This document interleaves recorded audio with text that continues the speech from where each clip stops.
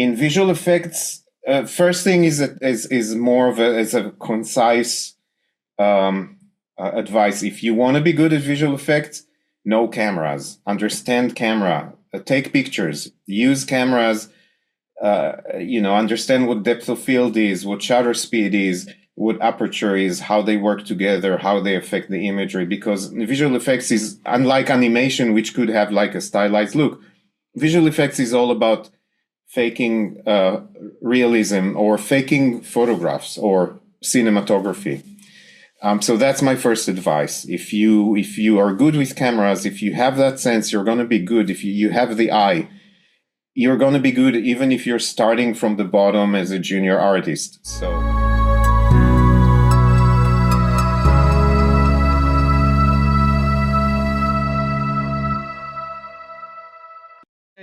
Hello, everyone, and welcome back to NOUVA podcast. I'm your host, Victor, and today we have the privilege of speaking with Eran Dinur, an Emmy and Visual Effects Society award-winning VFX supervisor, author, educator, and musician. Now, Eran, thank you so much for joining us, and welcome to the show. Please, can you speak a little bit about your life and your insights? Oh, well, yeah, you already said a lot of things about me. Yes, I started my professional career as a musician. For about 18 years, I was a musician, a composer. I wrote music mostly for theater and also some classical music, choral music. Also played keyboards in bands. Basically was a musician. I fell in love with visual effects pretty much by accident. I downloaded the software. I had my computer. I used it for music mostly, but I like to download stuff and see what it is. And it was a software for a 3D software called True Space. Mm-hmm. It does not exist anymore, I think. That was a while ago. And I started playing with it, and I just fell in love with creating stuff, creating worlds, and started teaching myself Maya, 3D Studio Max, everything I could about 3D, about animation, and later on about visual effects. And slowly this became my main your main goal right now, main activity. I think there was I became fully professional in that when I got an offer from ILM in Singapore to come join them. Mm-hmm. So I worked for 2 years there at Singapore, at the ILM branch in Singapore that unfortunately was shut down just recently. Really? Yes, they closed the Singapore branch, unfortunately. So, oh no. Yeah, and I had some friends that I worked with back then that were still there all that time. I was there only 2 years because we decided to move to New York. That was for my wife's studies for her doctorate. She did a doctorate at NYU, and so I basically continued with visual effects in New York. First as an artist, as a compositor. Then I became a comp supervisor, and then a VFX supervisor, and started working, doing the VFX work as on set and in house, and worked mostly on film. And Eran, you are from the States, or which part of you are? I'm in New York. But you are from the States, and you moved there, or you were born there? No, I was not born there. I was born in Israel. I lived part of my childhood in France. Wow. I also, as a teenager, lived in New York for a few years. So from very little, from the beginning, very little, you begin to start in love with the music part, and then it drive you to the visual effects field, right? Yes. And from studying music and then going to visual effects, was it hard, Eran, to make that transition, or was it not that hard? As a musician in theater, as a person who wrote music for theater, I was used to working with directors and, working within a team of a director, a set designer, a lighting designer. And And this helped me when I became a VFX supervisor, because a VFX supervisor usually works with the director. And I was already used to this kind of work. So that wasn't a hard transition. I think what was harder for me was changing from becoming an independent freelance musician to working in a company like ILM, which is very kind of corporate, sitting at the desk and getting used to hierarchies. And so I think that was of course, there was a big learning curve. There was a lot to learn. I think that I learned fast, first of all, because I was really interested in it and wanted to know everything, and was curious about this world. Also because I was already kind of old. Like I started this career at the age of 40, so I had to work up quickly to catch up on all these years. And ILM was a very good place to get the basics. It's a very good place to learn. But then I learn every day. Everything I do every day, there's always learning. There's always something new. Well, first of all, I'm still shocked that ILM actually shut down Singapore. I didn't know that. It's kind of like a surprise. Yeah. And you were talking about, the transition of it. How was that experience? Like, did it take you like a couple months to actually adjust to every single hierarchy? Or do you actually felt like, it's not that hard? It actually not. Oh, there were a lot of days that I was asking myself, what am I doing here? In a way, it sometimes felt like a weird dream.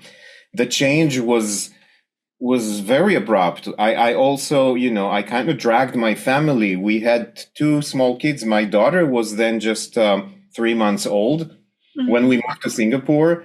My wife had to quit the job that she had as a lawyer, and my son was only 3 years old. So we had two small children, and all of us suddenly moving to Singapore, to Southeast Asia, to a completely different culture and environment. So all of it together was hard. I think that it took me time to get used to how things work in the visual effects world. For example, I started doing shot work for ILM, and I remember I had a shot that was just never ending. Every time I would eyes and do a new version, and they would send to the supervisor in the States, and then they would kick it back and say, kick it back and say, we change this, change that. And at some point I felt horrible. I felt like I'm not doing well, and everybody around me was filing shots and moving on to the next shot, and I'm stuck with the same shot of like 140 frames, just a few seconds, and it's never ending. And I remember I came to my supervisor and I said, like, I'm a failure. I'm horrible. And I can't do it. It's not working. Everybody's filing this. And he said, well, but it's the opposite. We gave you this shot because it's the most difficult one, and we knew that you'll be able to eventually solve it. It's a very difficult shot. So it took me time to realize that things are not equal. And, sometimes what you feel like you're really struggling is actually because you're getting the hardest material to work on. And there's a huge difference in visual effects. And difficult shots sometimes are all about problem solving. They're all about coming up with solutions to something that seems almost impossible. Wow. So, of course, there was an adjustment period. Visual effects is a lot more technical than music. There's a lot of technique in music, but in the end, it comes from an emotional place. Visual effects is, in a way, it was nice for me to work in an area that is less emotional and more cerebral. More technical. Yeah, that's true. Yeah, more technical. And it's very interesting, Eran, that you, from 40 years old, you have to quickly move up in the industry. And not many people have this huge opportunity. I see it as an opportunity because you are in a place which is, I know is difficult, but it's something that you have these abilities to begin with. And it's like starting a new life, I think, because it's starting a new way to live. And there's another question, and it comes with my other question. You mentioned that you were in ILM, And then you moved to New York and you joined Brainstorm Digital. So can you tell us a little bit about the role there and 3 projects that you work on? Just a little bit about that. I was very worried about moving to New York because New York traditionally is more, the VFX world here is more commercial. There's a lot of smaller houses that do commercials or branches of bigger companies like Framestore or MPC that have a house here in New York, but they're almost completely focused on commercials. And my experience was with film, and I also didn't really want to work on commercials. It wasn't very attractive to me. And I found this company, a small company, Brainstorm Digital, that in this area here in New York was doing almost only film work, even though they're not big and don't have other branches. And I didn't work there first. I worked at Framestore, actually. They just opened the film department in New York. Okay. They shut it down a few years later and moved it. Why is it shutting down? Every time, whenever you'll talk to me, you'll hear about these things, because this is how our industry is. Things get opened up, and then they shut down, or they move to a different country. But I worked at Framestore for a little bit, and then I moved on to Brainstorm when they called me in, and there I started as a senior compositor. But very quickly, I became a VFX supervisor for them. So I had the opportunity to work on quite a few movies and to work with the directors. And there are some directors that I worked with on more than one movie. And there was different projects. Some of them, in some of them are multi-vendor projects where that company is just one vendor, and then there is a production supervisor. So I basically work with another supervisor. For example, The Wolf of Wall Street is an example like this. Rob Legato was a incredible and very famous supervisor. He was the main supervisor. We were one of a few vendors. We did mostly environment shots, switching locations, putting things in a different country and stuff like that. So I worked with them, but there were other movies that I worked, for example, with the director James Gray on the film The Lost City of Z or The Immigrant, the movies that we did with him, that I was the main supervisor to, going on set, being on set, doing all that. I worked with Josh and Benny Safdie on Uncut Gems. Was the first movie I did with them. Now, currently, I'm working with Josh Safdie on Marty Supreme, which is the movie I'm busy with right now. Wow, that's great. And that's so cool. Yeah, I love. We did also work on TV material, TV stuff. I generally find it. I like working on movies because it's there's more kind of a longer breath in terms of the schedule, in terms of the attention to detail, in terms of just like how long it takes things to evolve, the cut to evolve, the ideas, the work, the creative side. TV is naturally faster and more condensed. But yeah. Wow, that's amazing. Well, your contribution to the field is extent, with the VFX. It's actually really big. Now, you are the author of 2 books, if I'm not mistaken: The Filmmaker's Guide to Visual Effects and The Complete Guide to Photorealism.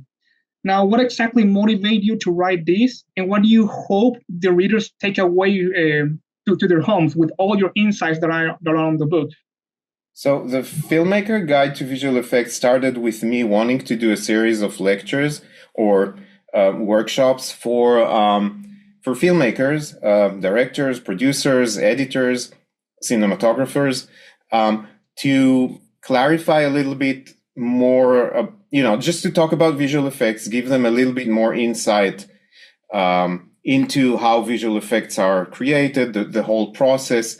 And that came from my own experience on set, where a lot of times I felt like lack of understanding or knowledge creates these tense moments of misunderstanding or anxiety from filmmakers, and just like you take your car to the garage to fix it, and they tell you, oh, this is broken, this, and you never know because you don't understand how cars work. Yes.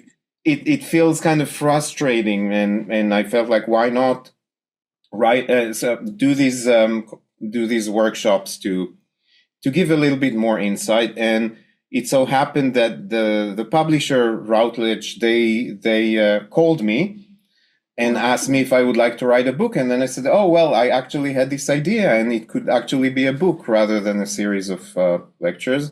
So the book is written for filmmakers. But since it was published, and now the second edition was published about a year or 2 years ago already. So it's in its second edition.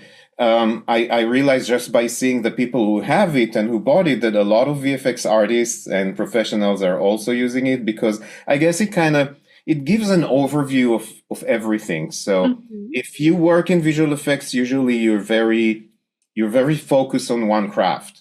You're a texture artist, you're a lighter, you're a compositor, you're a modeler, you're an animator. So sometimes you're missing out on the other parts, and especially on how all this works with the filmmakers, because artists are a lot of times kind of secluded from the whole back and forth with the filmmakers, with the directors. This is usually done by the supervisors and the producers in the VFX company, and the artist less so. Yes, and sorry, you wanted to ask something, Victor? No, I don't think so. Oh, no. Okay. Yeah. So, and of course, it's for students too. Students in visual effects, people who learn it.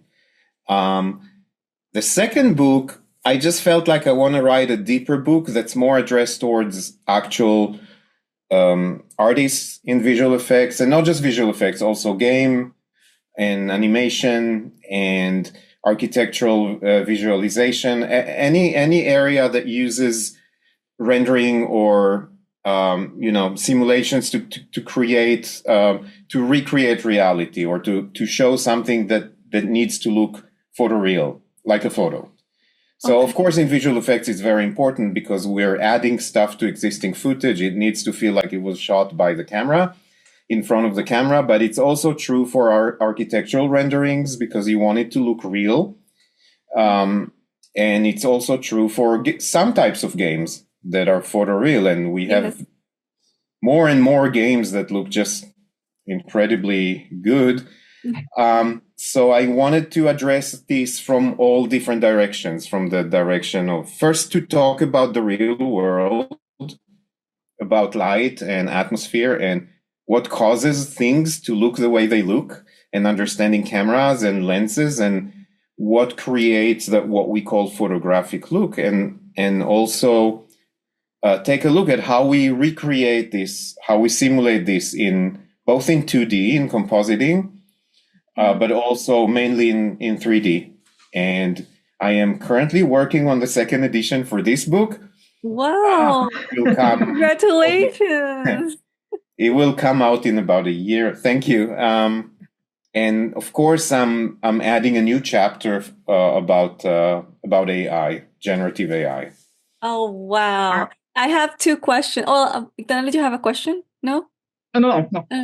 I have two questions. Now you were talking about the books and all of that.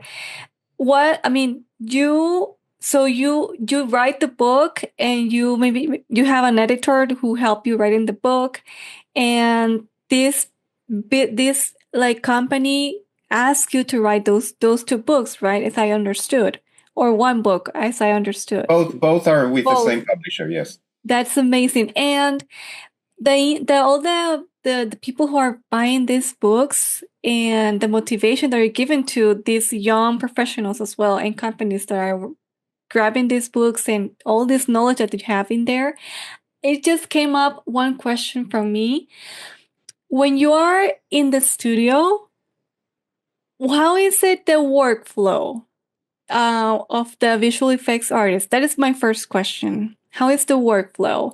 Like the director gives you like a specific scene and you just have to work on that and then move to another scene, or how do you work with the other team members? If you can just walk us through that. Yeah, so I can talk from my perspective as a VFX supervisor. The director cuts the first of all, there's ideas about shots that may need visual effects even before we start shooting. So we talk about this, and I take part in the pre-production meetings and location scouts, because a lot of times there are questions. Oh, this location is great, but this thing here is not good for us. Can you guys change it? Can you remove it? Can visual effects help us do this or that? And then, of course, there's a shooting period where I'm on set as a supervisor to make sure that things that relate to visual effects are done properly, and to advise the crew about anything that needs to be done. And then we get to post-production, and during post, and this is where the artists start working, the director and the editor, usually they work together, identify the shots that need visual effects, and they turn them over to us, to the, let's like talk about any movie where the me as a production supervisor and the producer, we look at the shots. Of course, we have to bid them. We have to get prices from vendors from different companies, decide which companies we want to work on. Then we hand over the shots to the company that is going to do them. We talk with their producer, their supervisor about each shot, what needs to be done. Now they take the shot and they see what they need to do. So, for example, if a shot needs to have camera tracking, the camera needs to be tracked, it will first start with the camera tracking department that has the artists, that's what they do. They track a camera, they create a virtual camera in 3D in a Maya scene that does exactly what the actual camera does. Then it will go, if it needs modeling, it will go to the modelers and texture artists, lighters.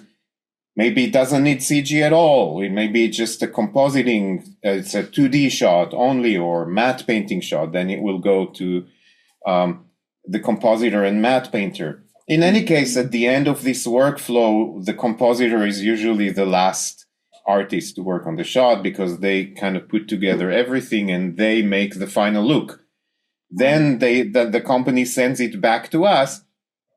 I will look at it and I will say, okay, great, or I will give notes and ask for revisions. And when I feel like it's good to show to the director, we'll show to the director. Then the director can say, this is great, good, or they can say, oh, can you change this? Can you change that? And then we'll go back. So there is some back and forth, hopefully not too much, but that happens. And that's the process. The process in general, yeah.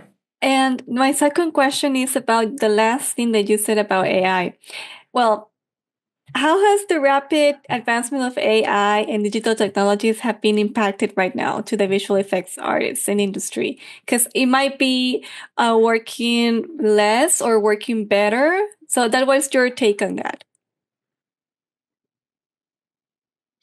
Yeah, it's a big question. We tend to treat any new technology or a big change in technology with a little bit of suspicion. I guess that people who were driving carriages kind of treated cars with the same suspicion. And you know what? If you take animation, when CG started getting into animation and studios like Disney started making CG or 3D animations, I think a lot of people said this is killing the industry. This is the end of animation. This is the end of creativity and so forth. So I would try not to talk in these terms. AI is going to kill us. It's going to take our jobs. Because I look at it as a tool. Mm-hmm. There are applications of AI that worry me a lot more than visual effects. For example, using AI on the battlefield, in wars, or, in things that can actually matter to the lives of people. So I think that there maybe, but in visual effects, you can look at two different things. There's AI starting to be used to help with a very technical, time-consuming work like rotoscoping. Rotoscoping is a way of cutting an actor or a subject from footage frame by frame by drawing, a roto around and animating the points. It's a long time consuming job, but it's one that we use all the time. And there are many companies around the world that do just rotoscoping because it's relatively easier to train people to do this than to do CG lighting or compositing. Wow. So it's a job we need to do. Regular computer programs cannot rotoscope because they don't understand what a person is. As soon as the hand move, they don't know how to follow it. AI does, and it's getting better and better at it. So we still kind of need people to do it right now, visual effects, because the accuracy is not always great. Mm-hmm. But we can say that in a few years, it's going to be so accurate that you probably won't need roto artists anymore, or very few of them. So that will definitely change the landscape. If there is a company that does mostly that, they'll have to scale down. But there are going to be uses of AI also for creative parts that will need people who can actually know how to use it, know how to work with generative AI and how to push it and pull it so that you get the result that you want, which is not easy at all. No. So it's always like this. There's some type of roles or jobs that get lost and new types of roles and jobs that are added. I don't think that AI will replace people as a creative, a creative mastermind, but it will definitely change the landscape. But the landscape is changing anyway. We've had a very bad 2 years for visual effects, the entire industry across the world. Wow, really? Mainly because of the strikes in Hollywood, that the actors' strikes and the writers' strike, they caused all productions to stop. And so many companies rely on the work from those productions, had to let go of a lot of people, had to scale down, had to do different mergers to survive or did not survive. We don't need AI to create issues. There's other factors there too. So I think AI is just another part of the evolution, the changes. That's so true. So true. I agree on that. Yeah. All right, Eran, thank you so much for sharing your incredible journey with us. One more question before we actually let you go. What advice do you have for those aspiring artists hoping to enter in the VFX industry? So I teach visual effects at the School of Visual Arts here in New York, and I've been teaching there for like 13 years. And it's the senior class. So I always have this talk with them because as soon as they graduate, they go into the real world. And for a lot of aspiring artists that, it's daunting. First of all, because you're young, because you're just starting, because everything looks, everybody looks older and more experienced than you. So, and that's in any kind of profession. In visual effects, first thing is more of a concise advice. If you want to be good at visual effects, know cameras, understand camera, take pictures, use cameras, understand what depth of field is, what shutter speed is, what aperture is, how they work together, how they affect the imagery. Because visual effects is unlike animation, which could have like a stylized look. Visual effects is all about faking realism or faking photographs or cinematography. So that's my first advice. If you are good with cameras, if you have that sense, you're going to be good. If you have the eye, you're going to be good even if you're starting from the bottom as a junior artist. So that's the first advice. The other one is to be patient because things take time, and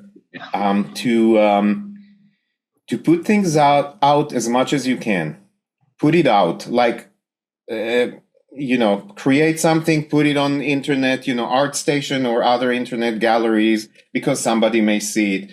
Send your resume to whoever. You may get like 90% non-response and then 5% some response, and maybe 1% somebody will actually invite you to an interview. But it's a tough world to start in because there's a strong need for experience in visual effects. It's a very technical. The skills that are required are very high, very complex. So obviously, it's always harder to start when you're new. There used to be a lot of apprenticeship and internship programs in different companies. When I worked at Fuse, we used to have something like this. The past few years have been hard for that too, but my best advice is not to despair, and also to make sure that you really like it and enjoy it. Because if you don't, you should be doing something else. Like, I think that you're always going to be good at something if you really like doing it, and you're not going to be that good if you don't like it. And sometimes people feel like they're obliged to go a certain way because, let's say, they went to like a visual effects school or like a digital art school, and now they have to work in that profession. And I always tell them, yeah, maybe you learned 4 years, CG animation, but now you realize you don't really enjoy it. And I give my own, my own example is, I guess, works in that sense, because I say I still switched everything at the age of 40, so it's not too late. That's a beautiful advice. Well, guys, with that, we wrap another episode at NOUVA Podcast. Check out Eran's website and explore his amazing work over the years. Thank you, Eran, for joining us, and thank you to all of our listeners for staying tuned with us. Goodbye, everyone. Thank you so much, Eran. Thank you for your insights.